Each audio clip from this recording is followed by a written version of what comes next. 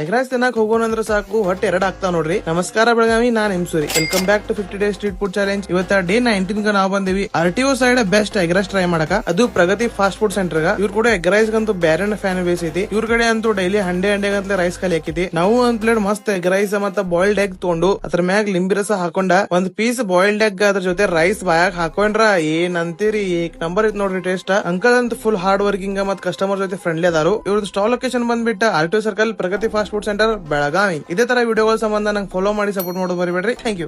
Egg rice ತಿನ್ನಕ್ ಹೋಗೋಣ ಅಂದ್ರೆ ಸಾಕು ಹೊಟ್ಟೆ ಎರಡ್ ಆಗ್ತಾವ ನೋಡ್ರಿ. ನಮಸ್ಕಾರ ಬೆಳಗಾವಿ, ನಾನ್ Himsuri. Welcome back to 50 days street food challenge. ಇವತ್ತ ಡೇ 19 ನಾವ್ ಬಂದಿವಿ RTO side best egg rice try ಮಾಡಕ. ಅದು ಪ್ರಗತಿ ಫಾಸ್ಟ್ ಫುಡ್ ಸೆಂಟರ್ ಗ. ಇವ್ರ ಕೂಡ ಎಗ್ ರೈಸ್ ಗಂತೂ ಬೇರೆ ಫ್ಯಾನ್ ಬೇಸ್ ಐತಿ. ಇವ್ರ ಕಡೆ ಅಂತೂ ಡೈಲಿ ಹಂಡೆ ಗಂತಲೆ ರೈಸ್ ಖಾಲಿ ಹಾಕಿತಿ. ನಾವು ಒಂದ್ ಪ್ಲೇಟ್ ಮಸ್ತ್ ಎಗ್ ರೈಸ್ ಮತ್ತ ಬಾಯ್ಲ್ಡ್ ಎಗ್ ತಗೊಂಡು ಅದ್ರ ಮ್ಯಾಗ ಲಿಂಬಿ ರಸ ಹಾಕೊಂಡ ಒಂದ್ ಪೀಸ್ ಬಾಯ್ಲ್ಡ್ ಎಗ್ ಅದ್ರ ಜೊತೆ ರೈಸ್ ಬಾಯಾಗ ಹಾಕೊಂಡ್ರ ಏನ್ ಅಂತೀರಿ, ಏಕ್ ನಂಬರ್ ಇತ್ ನೋಡ್ರಿ ಟೇಸ್ಟ್. ಅಂಕಲ್ ಅಂತೂ ಫುಲ್ ಹಾರ್ಡ್ ವರ್ಕಿಂಗ್ ಮತ್ ಕಸ್ಟಮರ್ ಜೊತೆ ಫ್ರೆಂಡ್ಲಿ ಅದಾರು. ಇವ್ರದ್ದು ಸ್ಟಾಲ್ ಲೊಕೇಶನ್ ಬಂದ್ಬಿಟ್ಟು RTO circle Pragati fast food centre Belagavi. ಇದೇ ತರ ವಿಡಿಯೋಗಳ ಸಂಬಂಧ ನಂಗೆ ಫಾಲೋ ಮಾಡಿ ಸಪೋರ್ಟ್ ಮಾಡೋದು ಮರಿಬೇಡ್ರಿ. Thank you.